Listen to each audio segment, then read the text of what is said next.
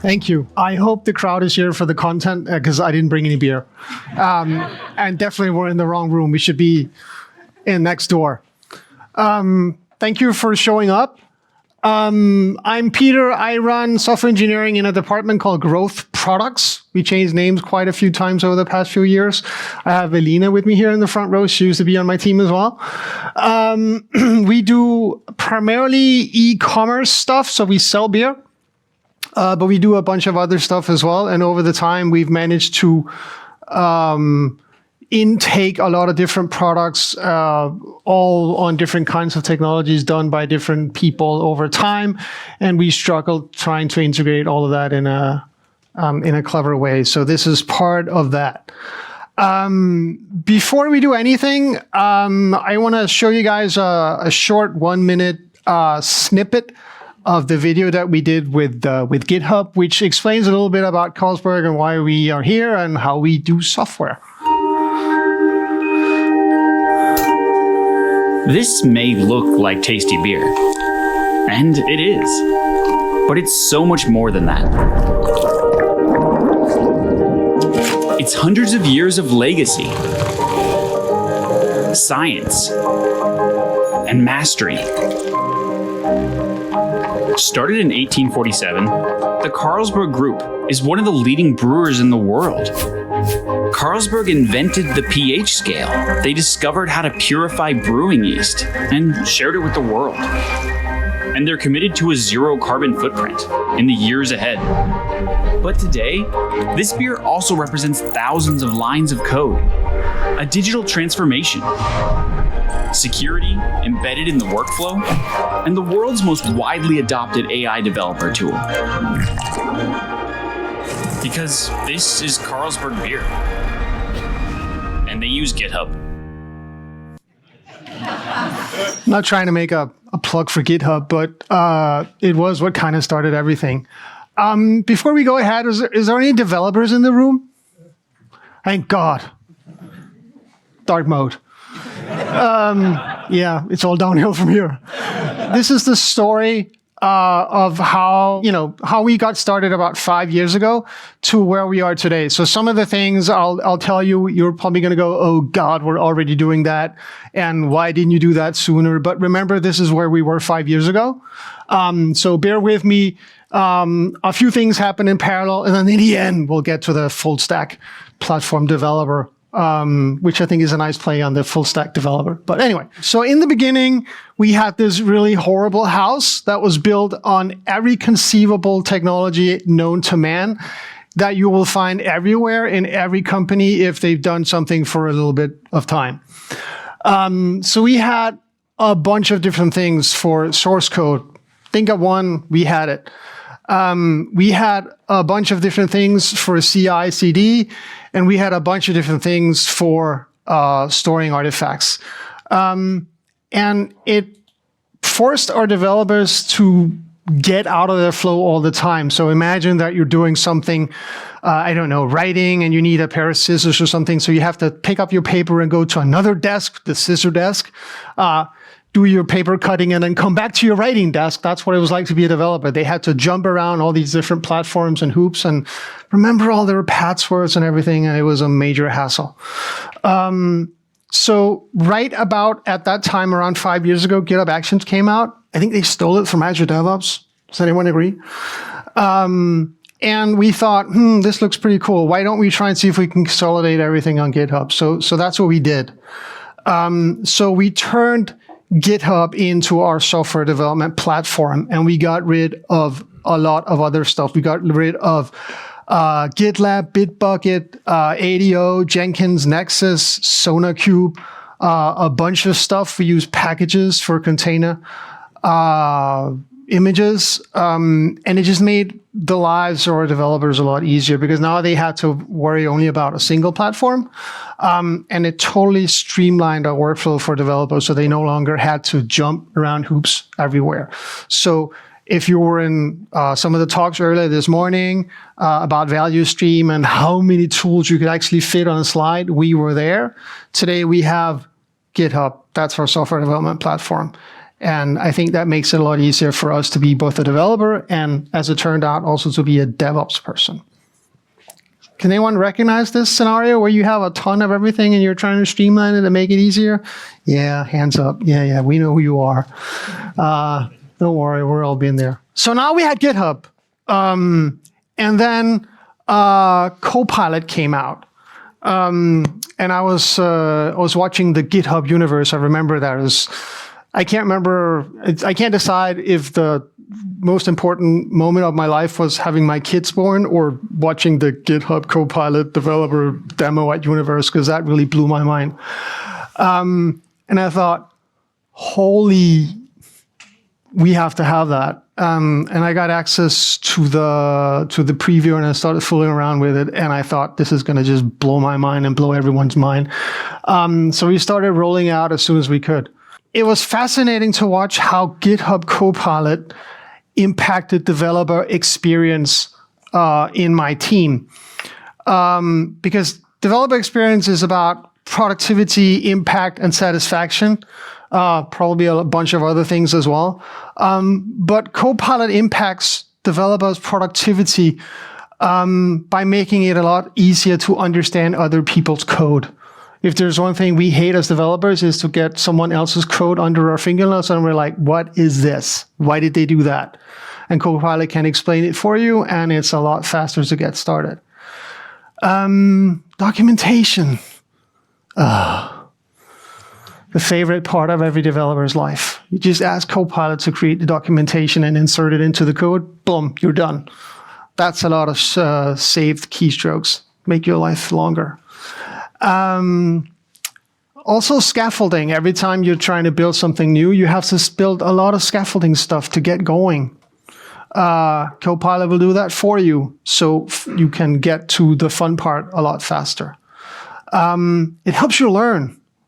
If you're trying to learn a new technology, it holds your hand. So rather than having to go back to documentation, it will provide you with, suggestions, and it makes it a lot easier and a lot faster to learn new stuff. And that's really impactful. They say that it saves you 50% of the time. I looked at the GitHub Copilot metrics, and it turns out that about 20% of the lines of code suggested by Copilot, at least in our tenant, is what ends up being accepted. It kind of resonates with my understanding anyway. So if you ask for something and you get 100 lines of code, you end up accepting 20. But remember, it's a lot easier and a lot faster to review and reduce than it is to write. So you're kind of rolling downhill rather than having to go uphill. So does 20% accepted lines of code in the end translate into 50% save time? I don't know. Possibly.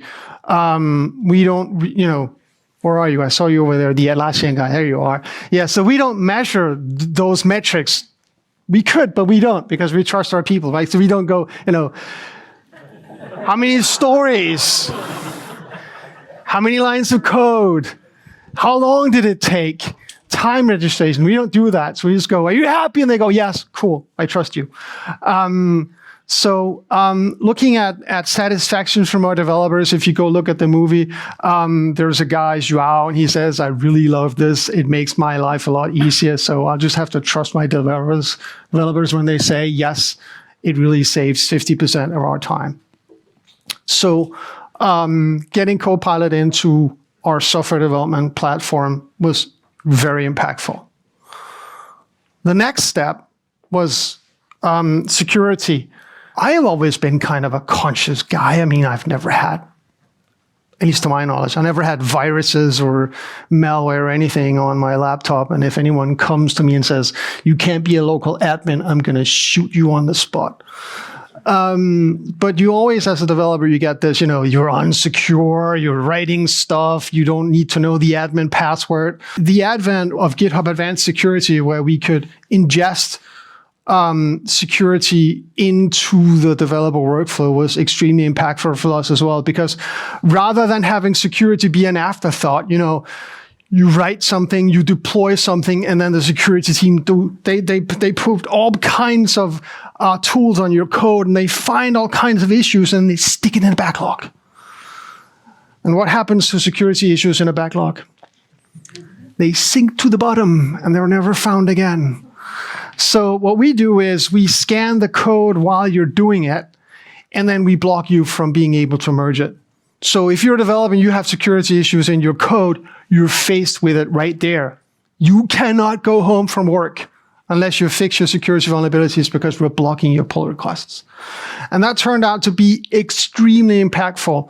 And we eradicated thousands and thousands and thousands of security vulnerabilities in no time, because it turns out that people really want to merge those pull requests and get on with their jobs. So that was really cool. So I highly recommend you guys looking at something like this, integrating security into your developer workflow rather than having it on as an afterthought. One thing we are struggling with a bit, and possibly everyone, is that there is this tool fragmentation going on within DevSecOps, where there is a bunch of extra tools being added on, and they create all these signals. And how do you then avoid having, signal death, where you are, as a developer, are now being tasked with consolidating and aggregating all these signals from everywhere and then deciding which one is actually important? Which one do I have to fix? And is this even a security vulnerability? It's in some environment somewhere no one cares about. So a bit of a warning, I guess, for me is that, if there's any security people in the room, make sure that security is baked into the developer workflow and it's not bolted on as an afterthought. That makes lives a lot easier for developers. But let's get to the kind of the interesting part. Originally, our DevOps team was they were really the ops guys. We just gave them a new T-shirt, and now they were the DevOps guys. And, they were still doing this stuff. They were still really, give me a Word document that describes how to deploy this that's on a USB stick to my very safe and secure environment that sits now in the cloud and not in the basement. And oh, by the way, you still need a jump machine to access it because everything is anonymous, and we use network endpoints to make it safe. And then our teams started scaling. And we had these poor guys in our DevOps team creating infrastructure by hand, and they simply ran out of time. And they became the most significant bottleneck in our entire organization. And that obviously is not something that scales very well. And so remember, again, there's a bit of history here. So Terraforming came about, and we started looking at it as like, this is really cool. Maybe our developers can do Terraform. No, because Terraform is really like the assembly language for infrastructure. If you ask people who are used to type safe, compile languages, suddenly do scripting in Terraform, they're going to run away fast. So that didn't really work out too well either. So we were looking at how can we make our DevOps people really go away? How can we create this golden path for developers where we, on one hand, want them to be able to create infrastructure on their own, but we want them to use our Terraform script, and we want to make sure that they do it in a way so that when they build infrastructure, it follows the guidelines, compliance and policy and security and everything that we have imposed on us, and that we obviously want to make sure that we are secure and safe. So we started thinking, how can we productize this? So we created Gaia. Gaia is the god of the earth, by the way, in ancient Greek mythology. And we created modules in Terraform. And then developers could create infrastructure by simply just filling out what turned in the end. We arrived at you only have to fill out basically the name of a Lambda if you're trying to create serverless function in AWS or the same in Azure. We abstracted everything away. So the only thing you had to know was like the name of the thing you want and how big you want it, and then the modules do the rest. So developers no longer had to think or care about how do I get to my thing? How do I set up an API gateway in front of this? What's the network connection? All of that stuff was abstracted away and done in modules in Terraform. And that turned our developers into really infrastructure creators. They could just do pull requests, and then the DevOps guys would approve those pull requests, and then we had workflows that would deploy the code, the infrastructure. So they went from being totally overworked and overloaded to just sitting in the corner going, what do we do now? Because the developers are now doing our job. But that's what it was all about. That was how we created this golden path of developers suddenly being able to create the stuff that they needed without having to talk to DevOps people or Ops people or anyone else. And they didn't have to understand any of the difficult intricacies of creating infrastructure in a secure, safe way, because at the end of the day, we all want that. But no, if you're a developer, then everything that's above the operating system, at least that's how I think. If someone comes to me and says, what's the CIDR block for this? I'm going to die. I don't want that. I don't want to need to know that information. I just want to create something and then have it talk to another thing over HTTP and using DNS. I don't care about the rest. Under the surface, the operating system and down, I don't care about that. And we accomplish this using this Terraform approach. If you have any questions, actually just jump in. I'm going to repeat the question. Is GitHub Advanced Security AI driven? It is now. It does a couple of things. So we use something called CodeQL for static code analysis. So it uses pattern recognition to find out if you have unsafe practices in your code. I don't think it's AI driven. I think it's more like static code analysis, really. We use something called Dependabot that scans your dependencies for security vulnerabilities in your dependencies. That now has an AI feature called autofix. So if you have a security vulnerability in a dependency, it will create a pull request that fixes that security vulnerability for you. So fixing security vulnerabilities using Dependabot ends up being approve PR, approve PR, approve PR, rather than having to go in and fix it on your own. We also extended CodeQL to use third-party tools that will. So when you do a pull request, we will build your code as if we're deploying it. And if there are any binary artifacts that we create, we will scan those for security vulnerabilities. And if there are any security vulnerabilities, we're going to block your PR. So that allows us to always be sure that there are no security vulnerabilities at the time of writing, so to speak. So that's the level of AI that we have in it, the autofix from GitHub. So the size of my team, we scaled to 150, and right now we're 75. But I see no reason why you couldn't scale this to any size, because we're scaling on the back of GitHub. So, I mean, if it doesn't work for them, then it works for no one, I guess. So the question is, did we receive any pushback from the business if we're blocking pull requests from being merged? Yes and no. The trick is that you don't start coding and then merge after 2 weeks. Hopefully you merge at the end of the day. So you know well ahead of the final day when you're supposed to be done if there's something lurking, if there is an issue. Have we had issues where, like the night before, a critical security vulnerability came out that would actually block us from deploying? Yes. Do we then circumvent it and deploy it anyway? Depends.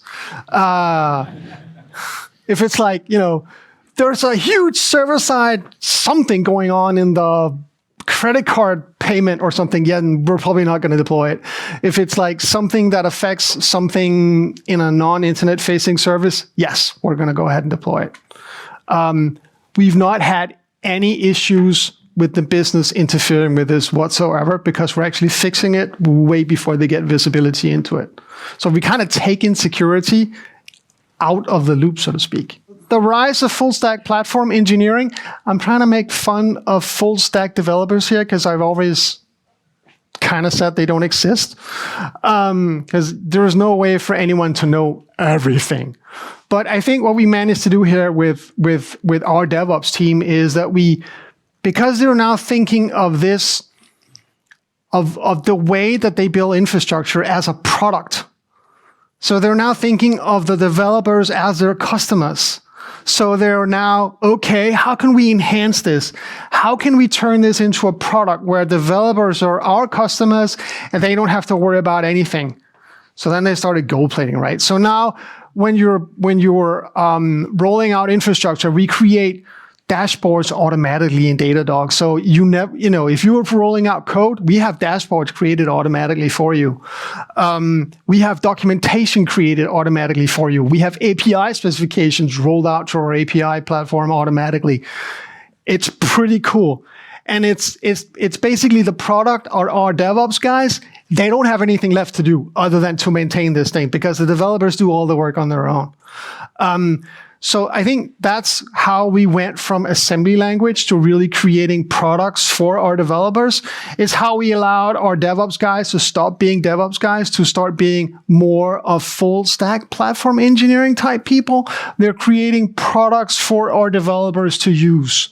They're not ops people anymore. So I think that is how we use this Gaia product. I'll put out a blog post. I've had many requests to detail what it is. I'll write something up. We used it to elevate our DevOps people from being, go create this piece of infrastructure for me and do it yesterday, to being people who are actually now building an infrastructure deployment product. And they're now product people rather than DevOps people. And that is how we found out that full stack platform engineers are as rare and valuable as dinosaur unicorns. And we all know that dinosaur unicorns are pretty special. Oh, thank you.